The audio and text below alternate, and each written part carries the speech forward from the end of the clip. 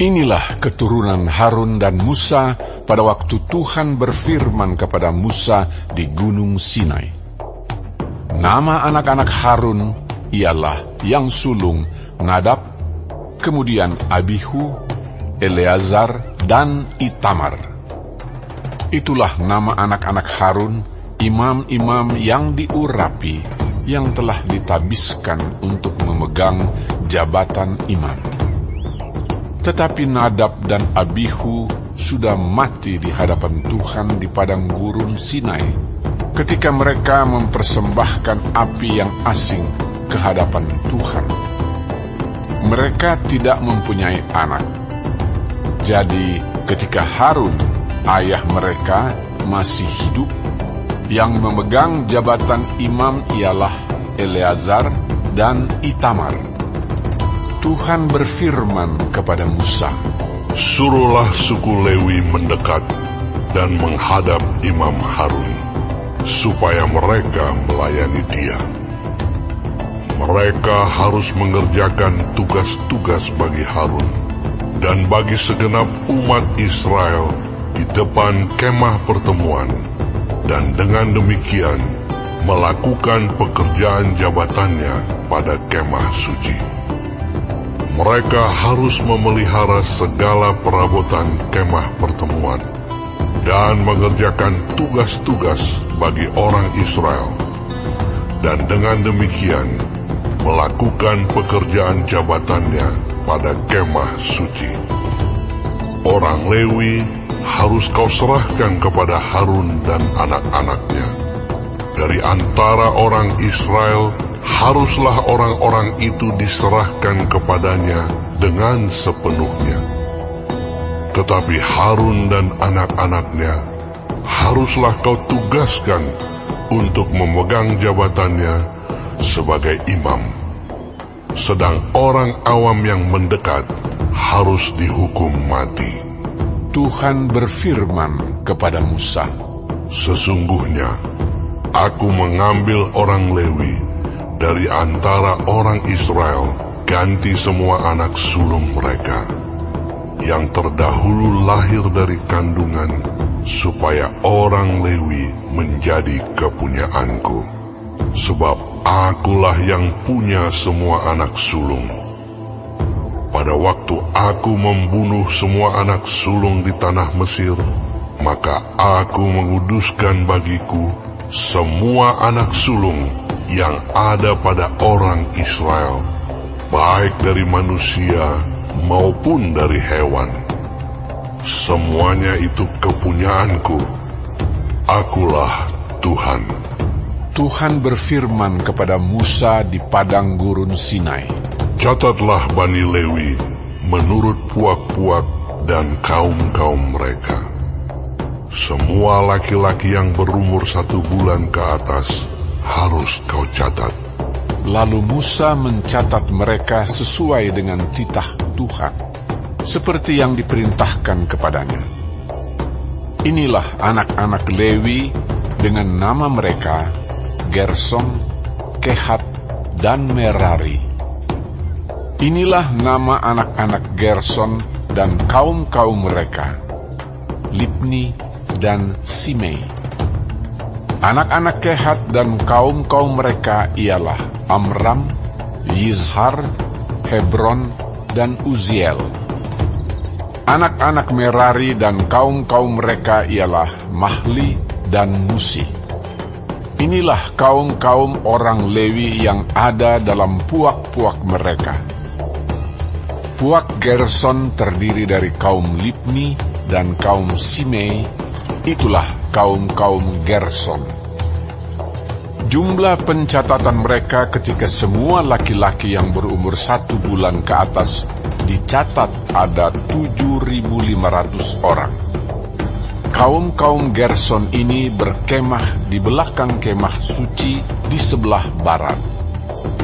Pemimpin puak Gerson ialah Eliasaf bin Lael, yang harus dipelihara oleh Bani Gerson dalam kemah pertemuan ialah kemah suci dan kemah dengan tudungnya, tirai pintu kemah pertemuan.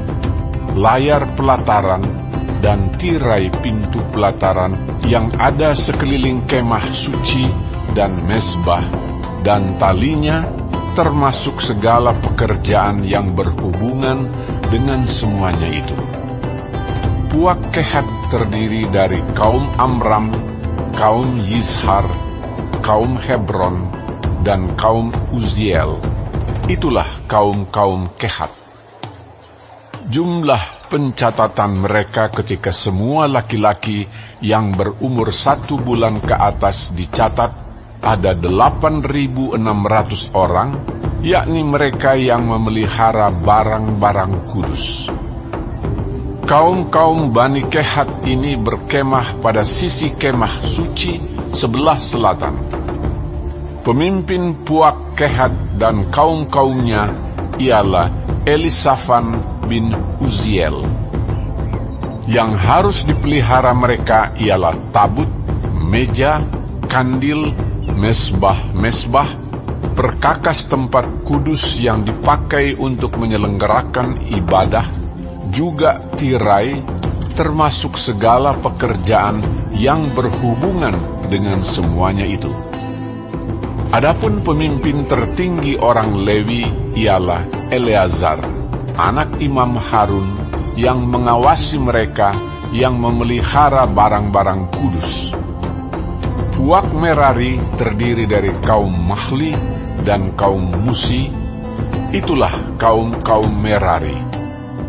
Jumlah pencatatan mereka ketika semua laki-laki yang berumur 1 bulan ke atas dicatat ada 6.200 orang. Pemimpin Puak Merari dan kaum-kaumnya ialah Zuriel bin Abihail. Mereka berkemah pada sisi kemah suci sebelah utara. Yang ditugaskan kepada Bani Merari untuk dipelihara ialah papan kemah suci, kayu lintangnya, tiang-tiangnya, alasnya, segala perabotannya, termasuk segala pekerjaan yang berhubungan dengan semuanya itu, juga tiang pelataran sekelilingnya, alas, patok, dan talinya. Yang berkemah di depan kemah suci di sebelah timur, di depan kemah pertemuan, ialah Musa dan Harun serta anak-anaknya yang mengerjakan tugas pemeliharaan tempat kudus bagi orang Israel, tetapi orang awam yang mendekat haruslah dihukum mati. Jumlah orang Lewi yang sesuai dengan titah Tuhan dicatat oleh Musa dan Harun menurut kaum-kaum mereka, yakni semua laki-laki yang berumur 1 bulan ke atas, ada 22.000 orang. Lalu berfirmanlah Tuhan kepada Musa, "Catatlah semua anak sulung laki-laki Israel yang berumur 1 bulan ke atas. Lalu hitunglah jumlah mereka, dan ambillah orang-orang Lewi bagiku. Akulah Tuhan.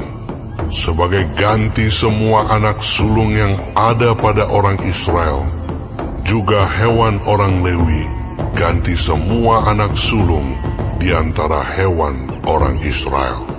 Maka Musa mencatat semua anak sulung yang ada pada orang Israel, seperti yang diperintahkan Tuhan kepadanya. Semua anak sulung laki-laki yang dicatat namanya dalam pencatatan itu, yakni yang berumur 1 bulan ke atas, ada 22.273 orang. Lalu berfirmanlah Tuhan kepada Musa, "Ambillah orang Lewi, ganti semua anak sulung yang ada pada orang Israel, juga hewan orang Lewi, ganti hewan mereka, supaya orang Lewi itu menjadi kepunyaanku. Akulah Tuhan. Sebagai uang tebusan untuk ke-273 anak sulung Israel yang melebihi jumlah orang Lewi itu, haruslah engkau mengambil 5 shikal seorang. engkau harus mengambilnya menurut shikal kudus. Shikal ini 20 gera beratnya.